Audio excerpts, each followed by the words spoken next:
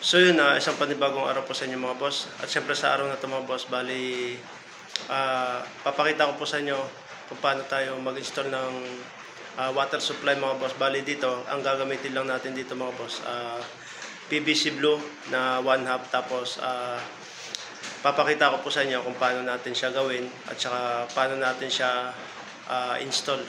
At syempre kung bago lang po kayo sa channel ko, paki-subscribe nyo naman po mga boss ang Alex Official Vlog. At syempre huwag nyo na rin po kalimutan, paki-follow nyo na rin po yung page natin, Alex Official Vlog.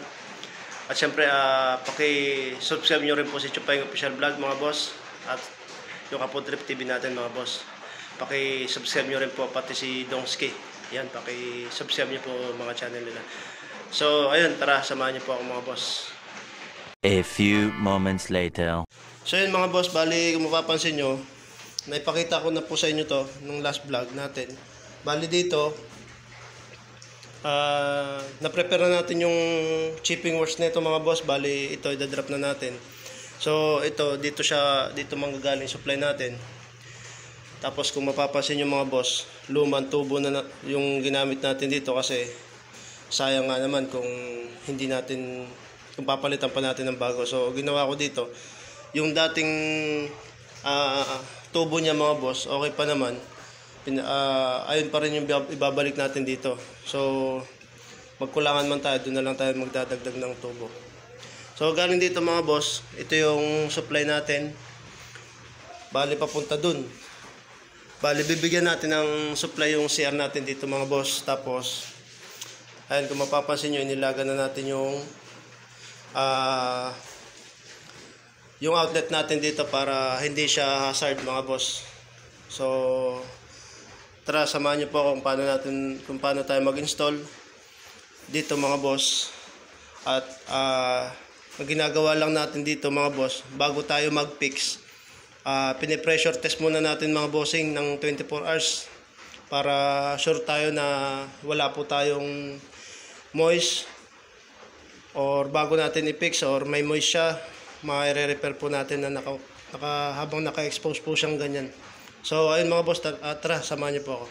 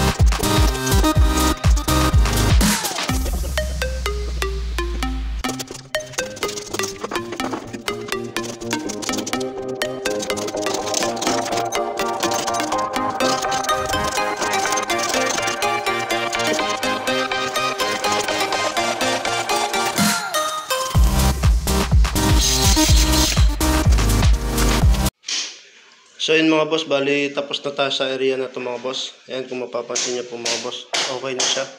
So bali pagkatapos natin dito mga bossing, doon tayo sa may CR para malagyan natin ng supply naman doon sa loob ng CR mga boss. So ayan, napaka-simple lang ginawa natin mga boss. Hindi na tayo dito gumamit ng PPR para makamenos yung may-ari. Bali ginamit natin dito yung dating PVC niya mga boss. Yan, sa mga magtatanong, ganito ang ginagawa natin. Expose muna siyang ganyan. Tapos iti-testing natin, pressure test muna natin mga boss bago tayo mag-fix o bago natin takpan itong ano natin para malaman natin kung okay na siya. Bale, kapag ako po yung nagte-testing nito mga boss, nagpe-pressure test, ginagawa ko po 24 hours para solid siya, malaman natin kung may problema po ba yung installation natin or wala. So, ganun lang mga boss. Bali dito, prepare pa natin yung lalagay natin. para ayun, nakabang na tayo. Tapos ayan, titik-tik pa si Larry. So ayun mga boss, bali hanggang dito lang muna tayo mga boss. Bali ito lang po muna yung nagawa natin. So may share ko lang bago tayo mag-fix or magsara nitong water supply natin. Siguraduhin muna natin na ipi-pressure test muna natin mga bossing bago tayo mag-finish nito. Para malaman natin kung may leak pa tayo or wala na or may moist, para hindi na tayo mahirapan. Isahang ano lang siya, isahang sarado lang siya mga boss, isahang finish lang siya. So ganyan lang tayo installation ng water supply para malaman din natin na kung may problema pa tayo. So ayun mga boss, bali hanggang dito na lang po. Maraming salamat po sa inyo mga boss. Sana may naidagdag po akong kaalaman sa inyo. Ingat po kayo palagi. God bless po sa inyo. Bali, may natanggal na tayo isa dito. Tapos yung papa dito mga boss, yan, hindi papalitan din natin. Tatanggalin din natin tong grills na to. Kaya hinasan na natin ito mga boss, kasi waterproofing siya. Gamit nating waterproofing dito mga boss. Bali, Poison Flexiban mga boss. Shoutout, Pugi! Ayun mga boss, bali may brush coating na tayo dito. Parang nag-plastering ka lang dito mga boss. Pupunta muna natin ng isang bahid. So yun mga boss, bali ito mapapasunod yung may mga gulo tayo. Ang gagamitin natin pagtanggal dito mga boss, lacquer thinner mga bossing. So yun mga boss, ang mapapasunod bali ito na yung finish na kanilabasan natin. Pati repeat dito mga boss sa atin na pakilike and share naman po ng video natin.